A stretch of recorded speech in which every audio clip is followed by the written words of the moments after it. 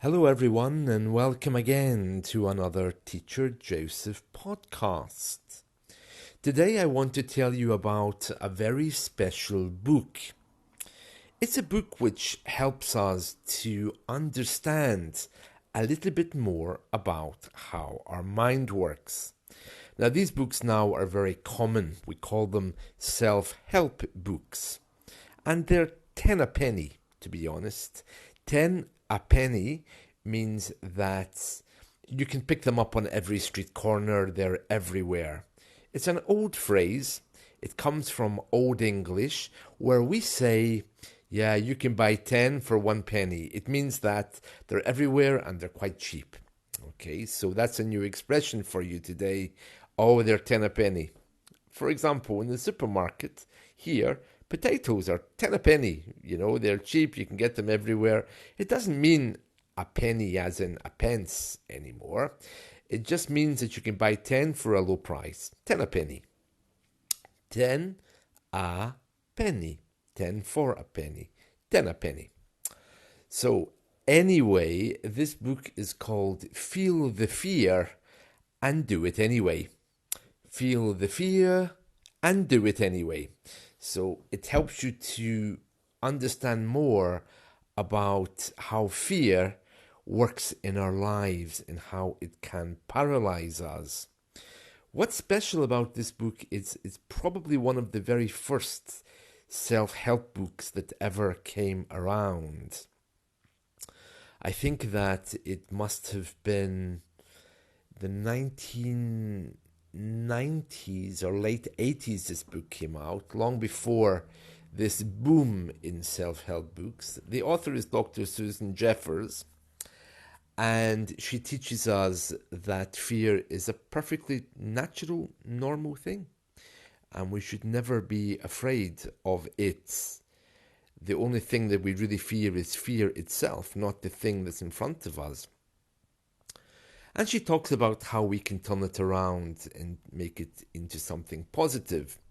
She tells us that there are two types of people: people who are paralyzed by fear, and people who see fear as something which they respond to positively. So one person might be scared and they think, whoa, okay, let me just fix that, get up and do something about it. Whereas the rest of us, people like me and probably you as well, when we feel afraid, we kind of run away. We don't really want to face the problem that's there. And feel the fear and do it anyway isn't saying that you should, you know, get up in the morning and leave your family and run up a mountain to live forever. It's not saying that at all.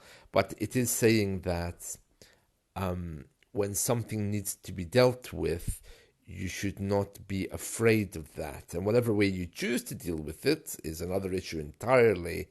But your fear is the problem, not the thing at hand. And she teaches us in this book how to feel the fear, not to deny it, not to say we shouldn't be afraid, not to say that, you know, we should be changing our circumstances, but just to acknowledge the fear, but to see it as a tool for growing. Because most people apparently, and this came as a bit of a shock to me, most people apparently use fear as a tool. So, for example, if I try to do something 200 times and it fails, and then the last time it works, okay? So imagine that, for example, I don't know, let's just say I want to open a language school, okay? So 200 times I approach the government and I ask, can I have a building? Can I have a loan? Can you give me money to do this or whatever? And then finally, I get it done. Okay, so the idea is that when people ask, oh, you know, weren't you afraid of failing? Or why did it take you so long? You simply respond by saying, well, I tried this 200 times and I learned 200 different ways of doing something that doesn't work. So that wasn't a failure. Actually, it was a building bridge up until I got the right thing which I could use. So you see, it's all about the way we look at things. And if we give up and just walk away, it's not very good either. This book also talks about self-worth and our own ego and our minds and pressures. This book is on Kindle. If you're a Kindle user, you can buy the Quick Start Guide for as little as, I think, $1 or $2. In British pounds, it cost me £1.99. The full book is on the Kindle for around £6 or £7, which will be around €8, I suppose. But well worth it. Well worth it. It's one of the best books I've ever read. I read it as a child, and I'm rereading it again as an adult. There's plenty of stuff in there for us to go through to help us deal with fear. So the basic message is, especially when you're learning English, it looks like a momentous task, doesn't it? I mean, you sit down with a dictionary that's possibly bigger than your newborn baby, and you think, oh my God, I have to learn all these words. Actually, you don't. That's not how children learn. Children learn by interacting, by talking, and very quickly they have more than enough words to use. It's only a problem if you keep it at an academic level and you don't allow it to become social or to become part of your life.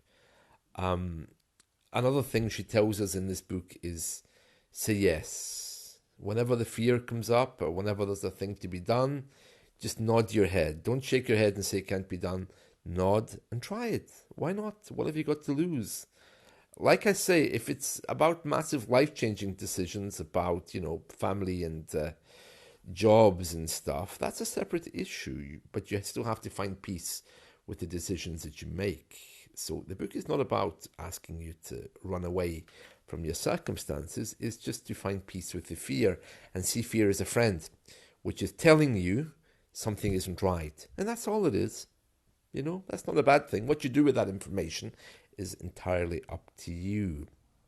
So how do we apply that to language learning? Well, if you are faced with a huge task of studying for an exam or going through a whole pile of books, you really need to think about your approach, because if fear is coming up, it's telling you, something isn't right, something is wrong somewhere. And you really need to be looking at that. You really need to be taking that on board and changing your strategy. From my experience, the people who learn from books, lovely though they are, they tend not to be able to initiate contact very often with other people. It's a bit of an issue, that, because what's the point of learning everything from a book? It shows that you have a great mind, but then you can't speak. It doesn't make any sense. So from the first moment, I always recommend people get talking. As a baby does, just get talking. Make mistakes, pick yourself up and keep going. Then you can move into writing. But as the old proverb says, I think, what is it? Faith comes by hearing. Is that what they say? So if you're looking for a new idea, especially in learning, hear it first before you try to write it. If you can't do that, put on the English music, do something in English that you're listening to and let it sink in. After a week, you'll find you already know some words, even if it's just okay and hi, and move on from there. That's it from me. So I hope you've enjoyed this. That's all from me right now.